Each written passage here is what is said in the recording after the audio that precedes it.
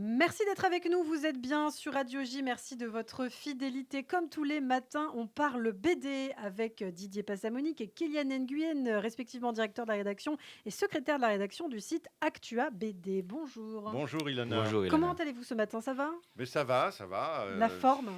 J'espère qu'on arrivera à sortir de ces jours de grève. Absolument. Mhm. Alors Didier, justement, les éditions Plein Vent inaugurent, par ailleurs en collaboration avec le Comité français pour le Yad Vashem, une collection consacrée aux justes français, donc c'est-à-dire ces personnes qui, sans y prendre le moindre intérêt, ont sauvé des juifs voués à l'extermination pendant la Shoah, souvent dans l'indifférence générale, sinon l'hostilité d'une caste de gens qui ont profité de la spoliation des biens appartenant aux gens assassinés. Et donc, une BD le raconte aujourd'hui. Mais oui, Ilona, sans ces justes, il est probable que la France n'aurait pas sauvé ces juifs. Cette collection part sur leurs traces. Et dans ce volume, c'est la filière niçoise qui est mise en lumière. Et bon, dans le Talmud, on connaît cette sentence, quiconque Sauve une vie, sauve l'humanité. Voilà, je ne peux pas vous piéger sur ce point-là. Et donc, de son côté, Primo Levi, l'auteur de Si c'est un homme, parlait avec gratitude de son ami Lorenzo, qui l'avait sauvé.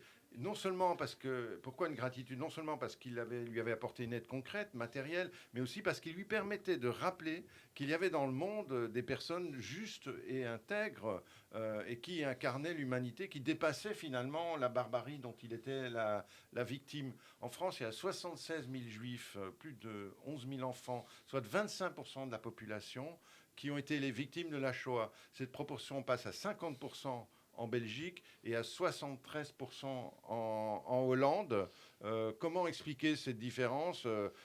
Essentiellement par la présence de la zone la zone non occupée, qui a permis un premier temps aux Juifs français de passer dans le sud et de trouver des régions plus clémentes et de s'y cacher.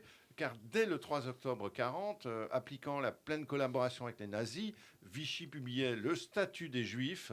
La zone d'occupation italienne avait alors adopté une attitude de tolérance à l'égard des Juifs français, constituait une sorte de havre de paix momentané pour les réfugiés. Mais un an après, les Italiens se retiraient et la Gestapo débarquait avec Aloïs Brunner à sa tête et la chasse aux Juifs commençait, d'autant que les Alliés débarquant en Afrique du Nord, les Allemands avaient envahi toute la zone libre. Alors rapidement, cette période de latence, Didier, permis aux Juifs de s'organiser. Ben oui, grâce à des individualités, parmi lesquelles Moussa Abadi ou Odette Rosenstock, qui mit en place le réseau Marcel et qui sauva 527 enfants d'une mort certaine. Cette BD raconte leur histoire, les plans élaborés avec la complicité d'ecclésiastiques, comme Monseigneur Jules Géraud Saliège, l'archevêque de Toulouse, les pasteurs Edmond Évrard et Pierre Gagné, et puis bien d'autres de toutes les confessions qui sauvèrent les Juifs des ténèbres. Eh bien, c'est une BD qui raconte cette histoire juste parmi les nations. C'est le tome numéro 1, Les réseaux de la liberté, par Serge Scotto, Éric Stoffel, Yvon Bertorello, Frédéric Alali et Michel Espinoza. Voilà, c'est très solide historiquement. Oui. Merci beaucoup Didier. Alors, c'est à vous à présent, Kéliane. Alors, on change d'ambiance, on va partir comme d'habitude pour un récit de science-fiction sans technologie qui nous plonge dans les profondeurs de la Terre.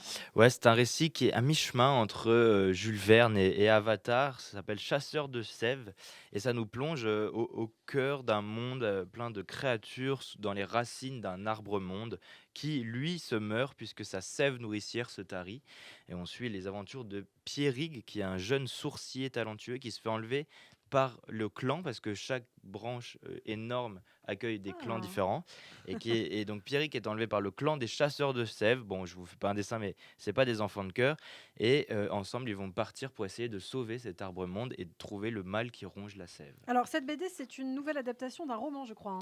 Oui, ça sort chez les Humanoïdes Associés. C'est la troisième adaptation d'un roman de Laurent Genevoix, qui est une très grande signature. Jeunefort, pardon, qui est une très grande signature de la SF française. Il y a déjà eu ces romans Le sang des immortels et Peau épaisse. Et ça sort aux éditions. Enfin, c'était chez les éditions critiques. C'est une association entre les éditions critiques et les Humano. Ce bouquin est franchement bon, même si le découpage paraît un peu classique pour l'univers et l'immensité de l'univers qu'on y retrouve. mais il y a un travail assez fantastique sur les couleurs et sur le trait, malgré de nombreux petits traits, le trait reste très clair, celui d'Alexandre Ristorcelli, qui reste, Ouais. le scénar reste Vous êtes captivant. conquis. Eh Ouais. bien, ça s'appelle Chasseur de sève par Alexandre Ristorcelli et Laurent Jeunefort aux éditions Les Humanoïdes Associés. Merci beaucoup, messieurs. On se retrouve demain matin sur Radio J. À demain, demain. Elana.